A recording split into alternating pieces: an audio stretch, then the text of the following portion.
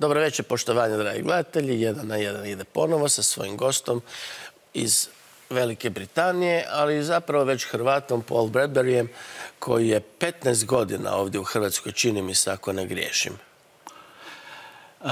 Dobro večer. 17 godina. Evo, pogriješio sam na početku. Dobro večer i dobrodošli u svakom slučaju. Hvala.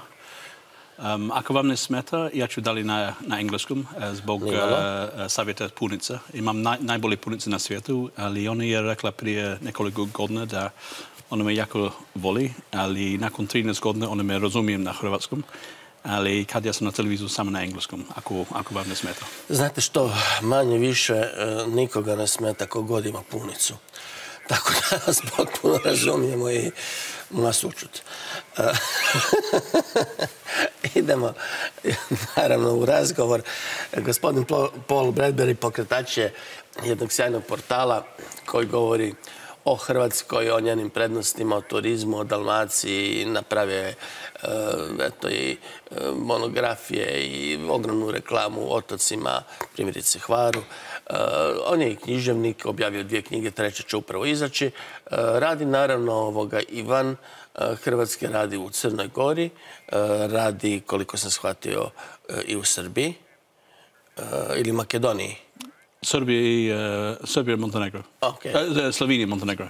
U redu. Evo, i vi ste se zabunili, pa onda nije čudo da i ja ne znam gdje sve radite. U svakom slučaju, krećemo u emisiju koja će govoriti o tome kako u vrijeme odlaska iz Hrvatske netko koji je došao u Hrvatsku zapravo nalazi razloga za ostati ovdje, raditi ovdje, živjeti ovdje i savjetovati ljudima da ne odlaze iz Hrvatske. Pa prvo da, Paul, čujemo kako ste vi došli u Hrvatsku, kad, dakle čuli smo prije 17 godina, zašto i kako ste se odlučili ostati u Hrvatskoj?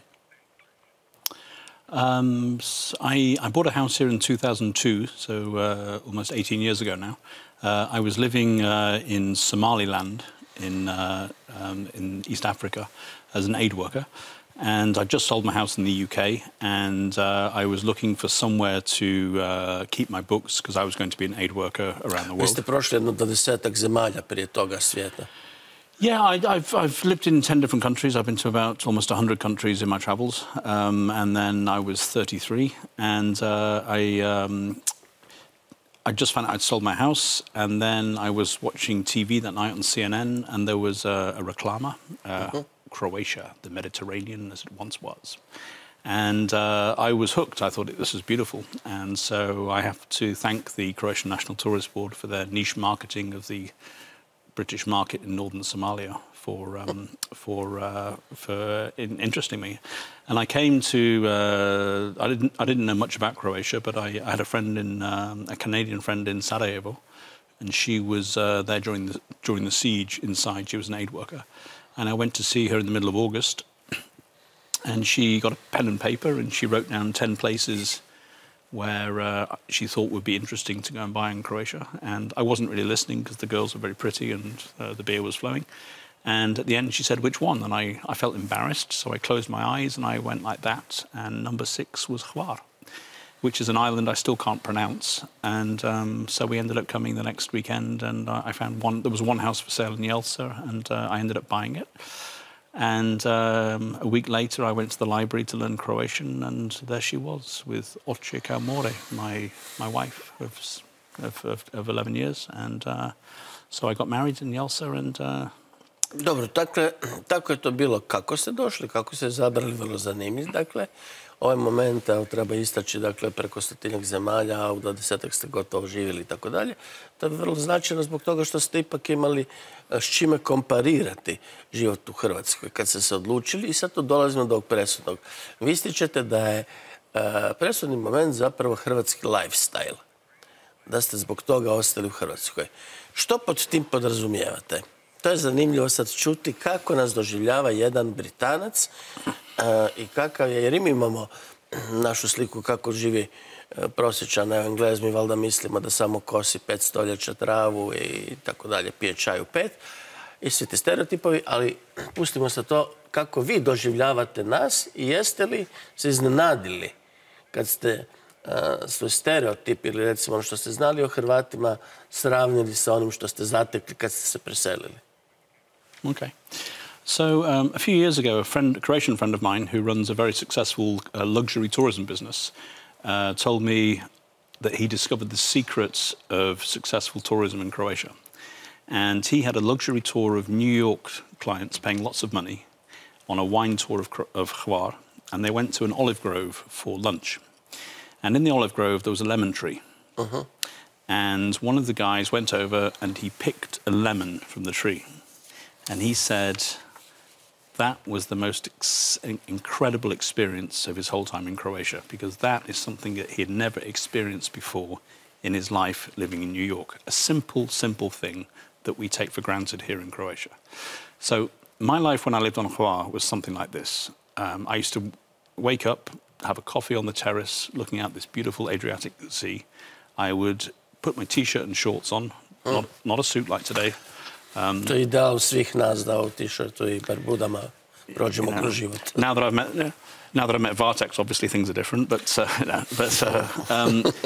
And then I would take my daughter to kindergarten, and then I would do my work on my laptop, and I would have business meetings in the cafe over a coffee. And I would want to meet the mayor. I would send a coffee across to the mayor in the cafe he used to drink in, and so on. Then I would go home for lunch, and somebody in the family had done some work with the fishermen and got paid in kompenzacija, so we had amazing fresh fish for lunch.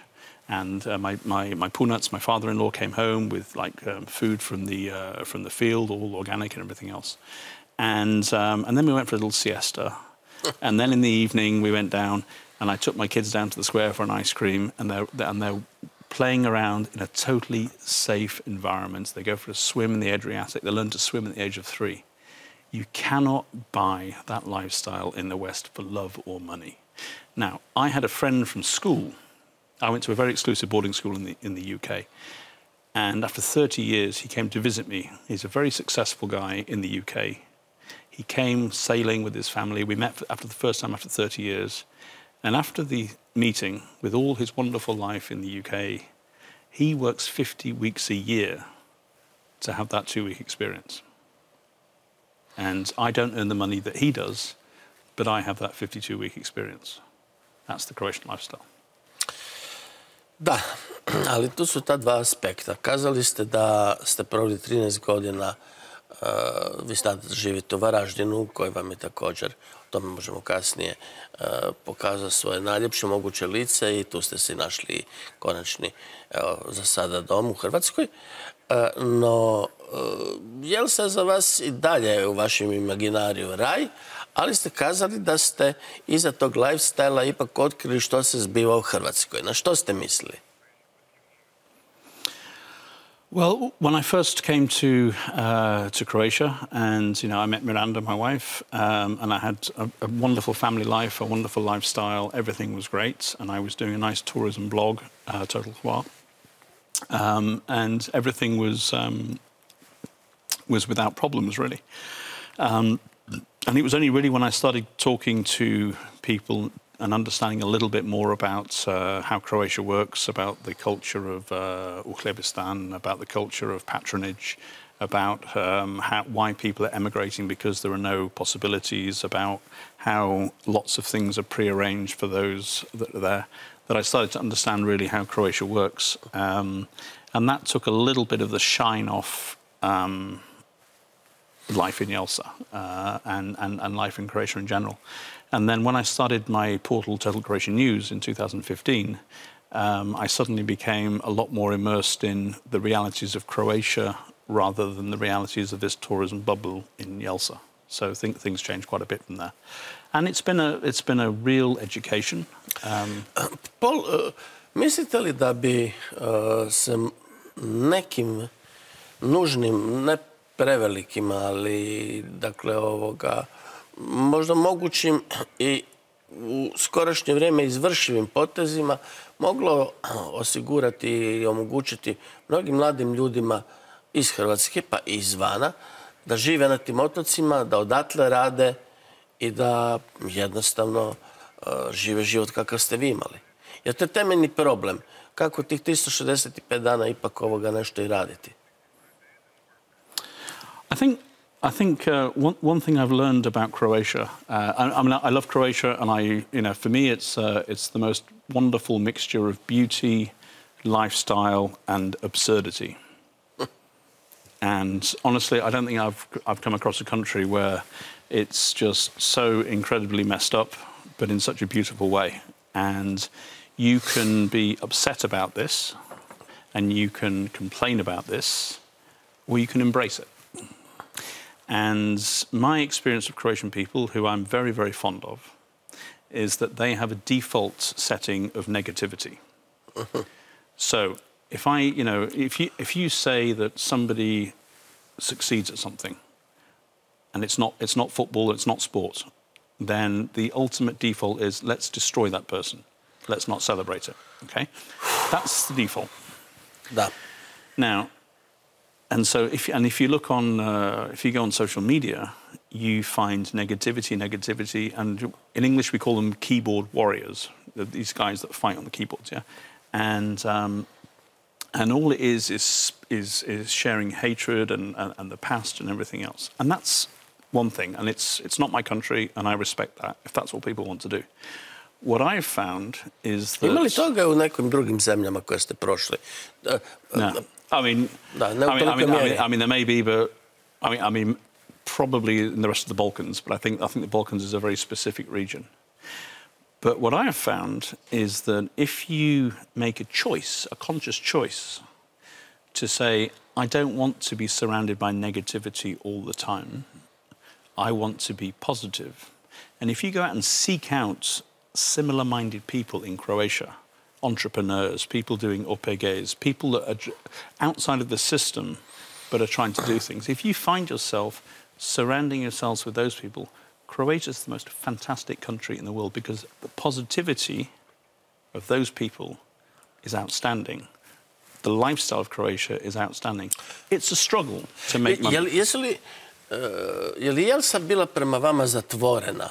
Recimo, kaže se da su otočani zatvoreni. Kada bi, recimo, preporučili ljudima, imali priliku preporučiti ljudima u Britaniji da se nastane na hrvatskim otocima, koji su prekrasni, Jelsa, Hvar, Korčula, ne znam, Rab, da ne nabrajam, prekrasna mjesta diljem Jadrana.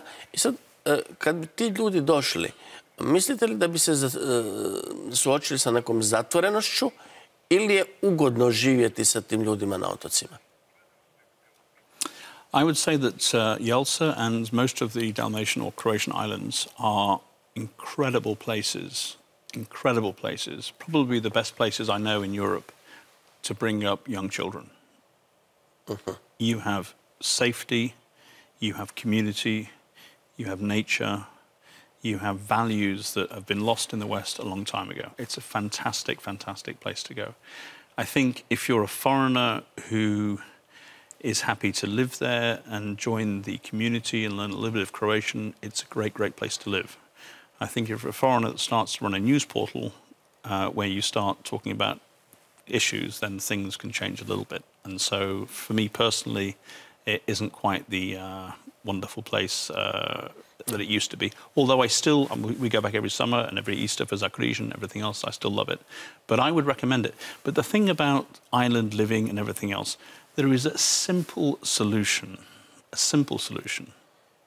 to fix Croatia's problems in terms of population, in terms of tourism that is not dependent on seasonality. Very simple solution. Tome ćemo malo kasnije. Prije toga da se vratim na ovaj motiv koji je meni, ispričavam se gledateljima i vama, koji je meni fantastičan, ova fraza da smo mi defaultno negativni, da se rađamo sa takvom podešanošću i to je točno. I da kasnije generiramo takav mrak, ponegdje s razlogom, ali u dobrom dijelu to radimo preko svake mjere. To nam je nacionalni mentalitet. No, vi ste kazali nešto što me zaista u jednom trenutku potreslo kad smo sad razgovarali prije emisije. Vi ste mi kazali da ovdje ste sretali u Hrvatskoj i kroz Hrvatsku radeći taj vaš portal koji je puno toga apsorbirao i puno toga ste morali posjetiti, naučiti o Hrvatskoj, da najbolje priče i dobre priče nisu ispričane. Na tim sam se zamislio. Zašto smo mi takovi da ne pričamo, eto, onom što valja, što treba istaći, da potaknemo to izrazito? I mean, why? I don't know the reason why. But what I can say to you is that Croatians are the most passionate people I've ever met. And I wrote a story last year called In Life and in Death, Croatian passion is the best. And within days, we had the World Cup final and we had the death of Oliver. Mm-hmm. And those two amazing events, they were amazing events in terms of, we had 550,000 people on things, and we had so many boats going to Vela Luka for Oliver. It was absolutely phenomenal. As a foreigner, I was just like stunned, and it was a privilege to be here. Yeah, but apart from that, how many occasions in the last 20 years, with all the problems Croatia has, have you found people on the streets protesting? You found it. The only thing that people protest, the only thing, is education reform, and now we have the teacher strike, and even that was quite small. Yeah? Čak ni to nije bilo, znate. Dobro. Yeah. But we can get 550,000 people on the streets to celebrate a football match. Dakle, vi hoćete kazati da Hrvati jednostavno nemaju još uvijek tu građansku svijest, da kao osobe, kao građani mogu nešto promijeniti. I don't think they have. It's not that they don't have the civil awareness. I don't think. I mean, maybe it's a bit. To je točno. Ne morate se ustručavati. Znate, ja ne želim kazati da u Srbiji takovim protestima išta mijenjaju, ali. What I want to say is, although it might sound a bit controversial, is I don't think that things are bad enough in Croatia, as people say, that it makes them get on the street. Tu se slažemo savršeno. Ja tvrdim uvijek ovoga da na svakog ko će mi donesti sliku, neko ko prekapa po kontejneru, ja ću mu pokazati sa Lučkog 2 slike, tog dana 2 automobila, najmanje na jednog takvog siromaka, 2 automobila skuplja od 50.000 eura. Yeah. Mi stalno plaćamo preko svake mjere. Let me go back to my school friend, who works 50 weeks of the year, makes a lot of money, and he does that so he can afford a 2-week holiday on Hvaru.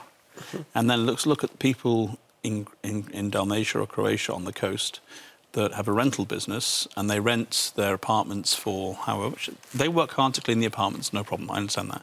And they have it 6 months business, and after that 6 months, that's enough for the year. 4 or 5. So, they work in the olive groves, and 4 or 5 olive groves and everything else, and they do their thing and drink coffee. And that, that is not a 50-week working year compared to the people that actually work. And for me, I have no problem with that. It's all fine. But when I moved to Varaždin and I saw the realities of life in continental Croatia, where the wages are lower often than on the coast, and people don't have that rental income, and people have huge heating bills because of the weather, it's a different thing. And so, and if you look at the taxation system on rentals, so the law is so crazy that you can say, I want to rent my place, I have to pay a paušala of 350 kuna a bed, and effectively you're paying 2% tax. And so, I will move in with my punica for the summer. I'll rent my place. I'll make 100,000 kuna, and that's it. I have no need to go and get a job, to go and become a meister, to come and do anything else. That's me working, compared to the guy who's doing 50 weeks a year in the US or in the UK, compared to the guys in Osijek who are working their asses off and everything else. It's not fair, and so this is why it's still too comfortable for people to complain.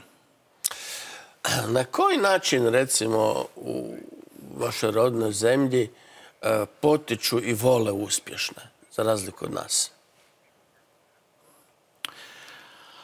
I've not lived in the UK for 20 years, but I can't... you know, we celebrate, well, we don't celebrate football success because we don't have any anymore, unfortunately. But to smo mi da vam pokvarimo, ne možete vi slaviti. I walked into that.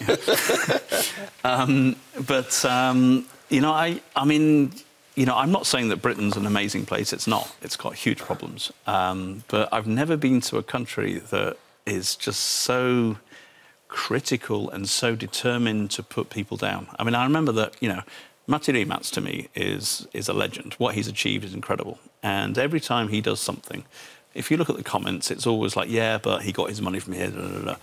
And, you know, I don't know the history of where he got his initial money from, but the best comment I've ever seen on any portal in Croatia was, wherever Rimac got his money from, if every single Croat who had got money had done what Rimac had done with that money, what a country we would have. But nobody can celebrate success. It's just astonishing. And, you know, we talked about why do people not talk about success. You asked me earlier. The reason is that there's a saying that, you know, a Croatian can forgive you everything but success. You know, you're not allowed to be successful in Croatia. And one of the problems with Croatia, I think, is that there is so much negativity because of that default of negativity. Those stories are not being told, and the stories are incredible. So let me tell you two quick stories that I found in the last minute. So I was invited to go and visit Tokic car parts. You know Tokic?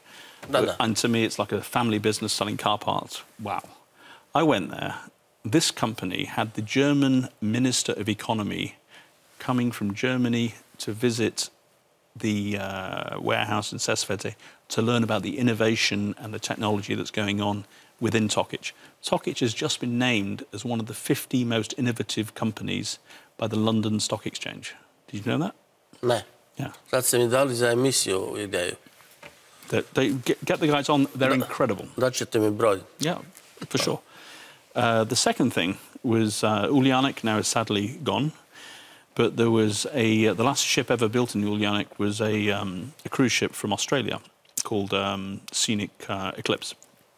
And it was a 200 million yacht built by a huge Australian cruise ship company.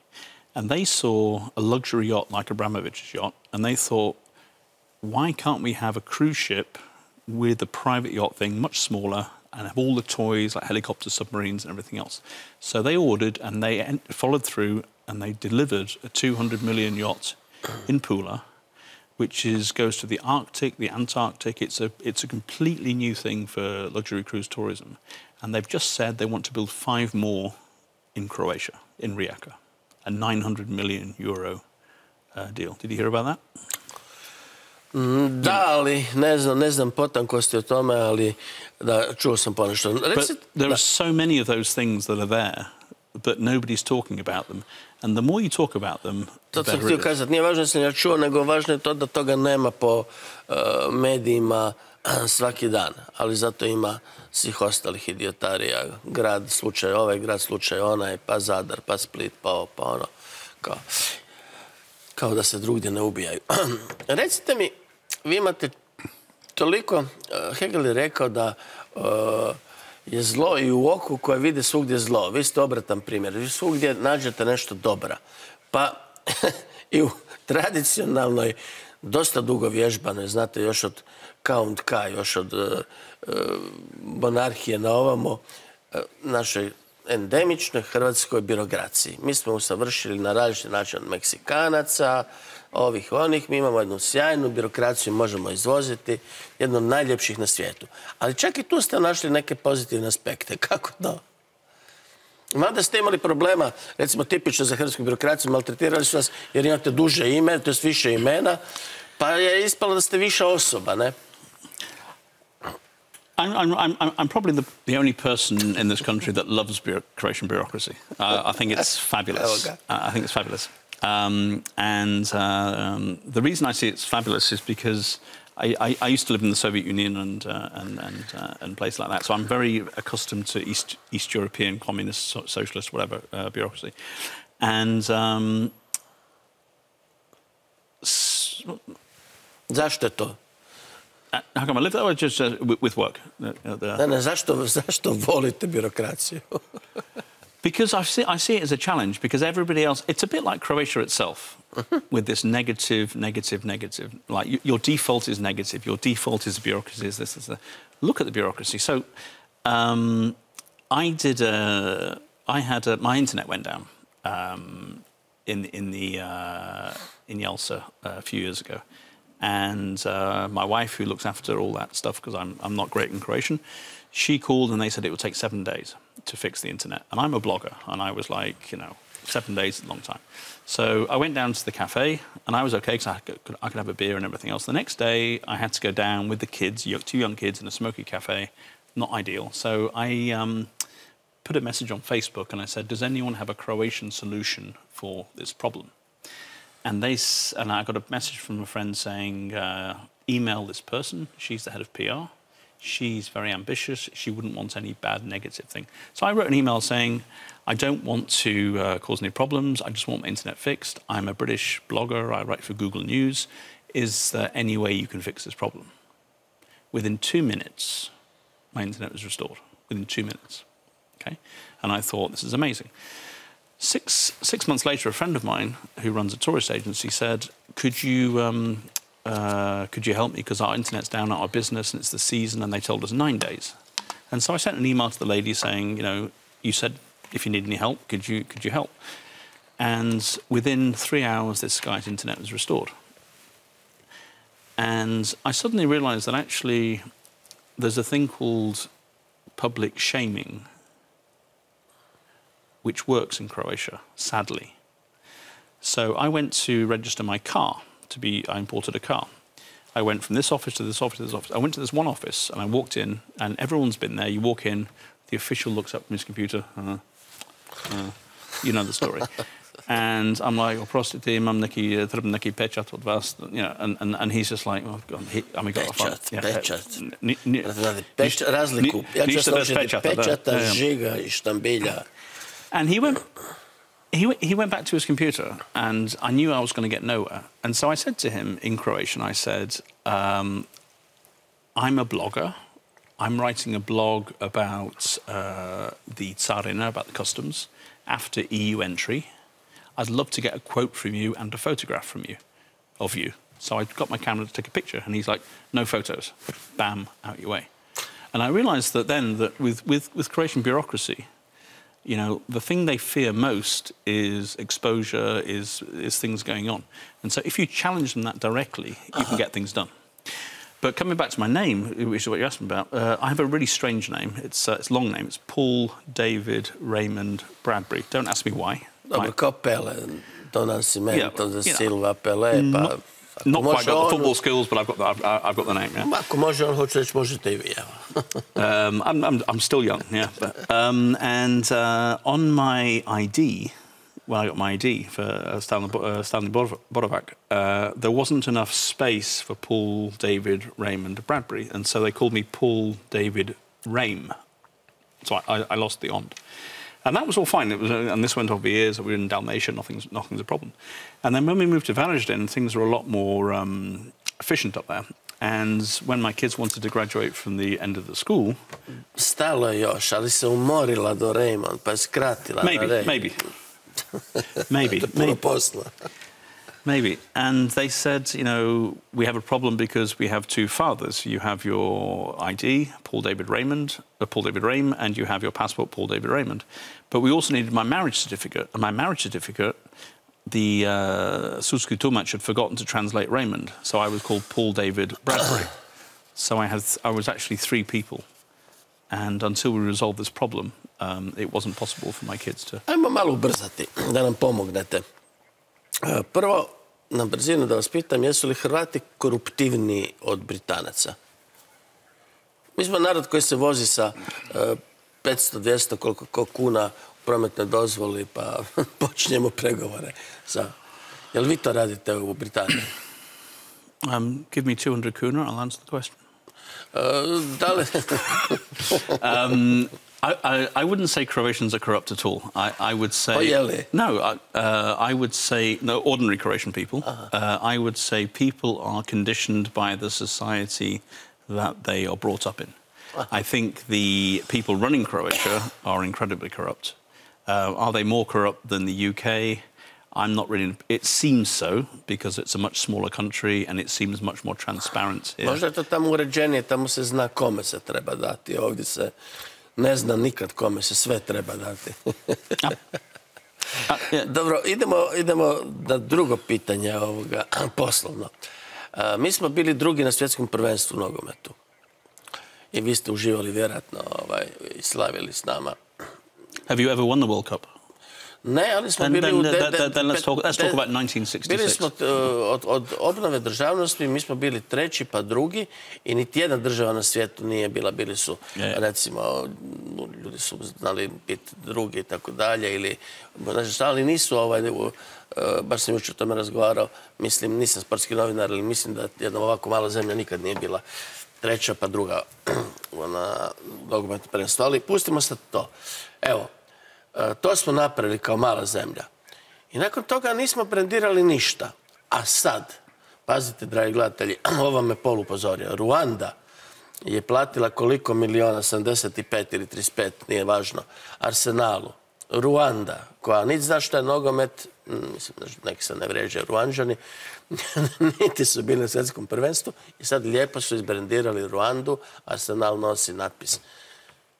Šta kazati? I mean, Rwanda is very close to me because I worked there as an aid worker after the genocide. But basically, this is a very poor country, and they have managed to develop luxury tourism in a way that Croatia can only dream about.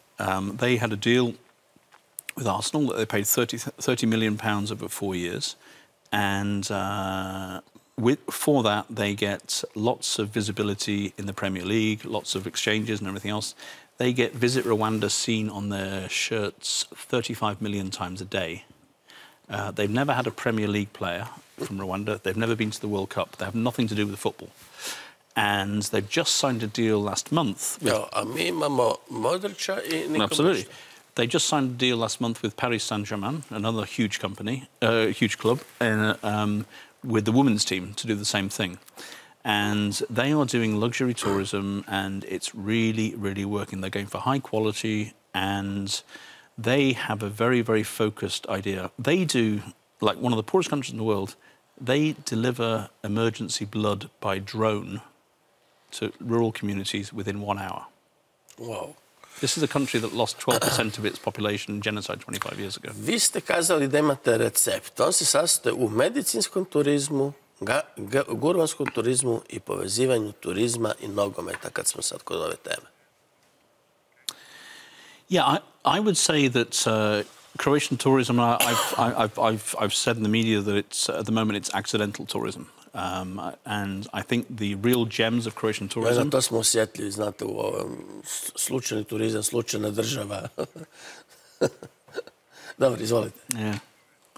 But I think that the real treasures of Croatian tourism are not touched at all. And if you look at medical tourism, I guess hardly anybody in Croatia knows that we have the world's #1 clinic for cosmetic surgery in the world is in Zagreb, Bagatin Clinic.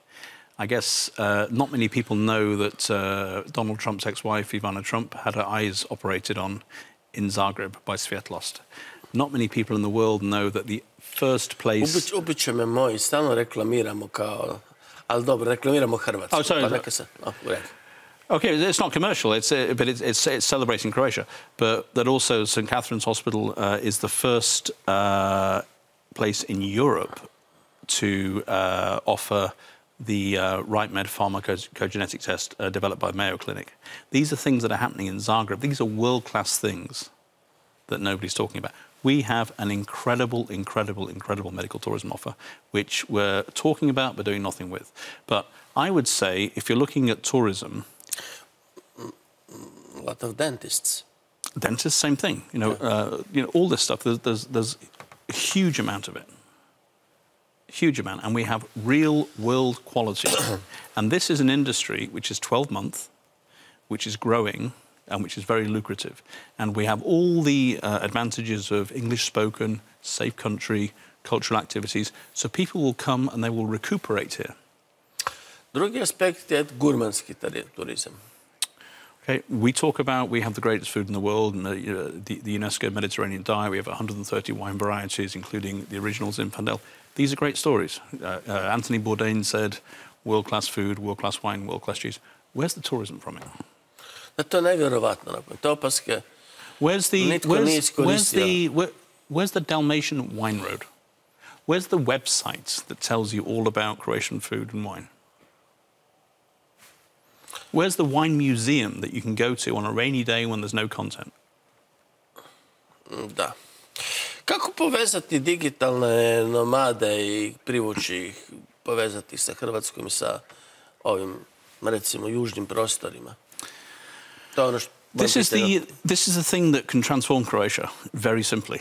And so people think a digital nomad is a blogger or an influencer. It's not. It's somebody who works remotely. So let me give you a very quick example of a couple in Jelsa from Ukraine and Russia. They were here earlier this year, from April 1st to June 30. They work for an IT company in Munich. The boss said you can have 10 months a year anywhere you want, 2 months in Munich, and they travelled. And they said, we'll have 3 months in Jelsa. They got up in the morning, they went for a swim. They had a coffee on the piazza. They went to work in Munich from 9 till 1. They had lunch in a pizzeria. They went back from 2 till 6. They worked in Munich. They came out, they went for a swim, they went for dinner, they bought some shopping, they learned Croatian lessons, everything else. They lived in Jelsa, in Croatia, and they worked in Munich. By 2035, it is estimated there'll be 1 billion digital nomads in the world. 1 billion. If Croatia could get 3% of that, because it's the best, it's the best lifestyle place in Europe, because nomads want things to do, chill places to live, everything we have. That's 30 million tourists, which kills what we have at the moment, and it's not dependent on July and August. It's not dependent on the coast. I have a digital nomad from Denver living in Osijek. She loves it. Everyone's running away from Osijek. She says it's one of the best places she's ever lived. And so if you can free up the digital revolution and make it easier in terms of permits for non-EU people to come and stay here, you will have a huge amount of business throughout the year, not coming for a week to go to the beach, coming for a month or 2 months or 3 months, telling their friends, telling the rest of the networks, everything else. It will transform Croatia, and it doesn't have to cost very much apart from a little bit of legislation and marketing. I jel vi imate hrvatsko državljanstvo? I have stalni boravak, but... Trebalo bi vam dati državljanstvo i trebalo bi vam dati mjesto u prvoj sljedećoj vladi ili u ovoj. Našalim se, kao ministar turizma ili neko ko bi čak kreativni razmišljao upravo o ovim aspektima. Kako brendirati Hrvatsku? Jer tu je u ovih par minuta kazano više pametnih riječi o tome nego što se mjesecima i godinama govori u našim medijima. Hvala vam lijepo što ste bili moj gost večeras. Ne znam da li je ostalo još minutu, dvije ovoga, ali evo za kraj samo da mi kažete što biste rekli svojim prijateljima ili čak neznancima, kako je u 2 rečenice biti stranac u Hrvatskoj? I think it's great because people think I'm a little bit strange, which maybe I am, and so you are exempted from all the normal protocols and everything else, and you know, it's taken some time, but people accept me for what I am, and I feel extremely comfortable here, and I'm very privileged to be in this beautiful country. Hvala vam lijepo što ste bili moj gost. Hvala lijepo na svim ovim divnim riječima o Hrvatskoj. Dragi gledatelji, evo čuli ste i zašto valjamo i zašto ne valjamo. Trebali bismo se samo možda malo potruditi i možda ovo ne bi bio raj na zemlji.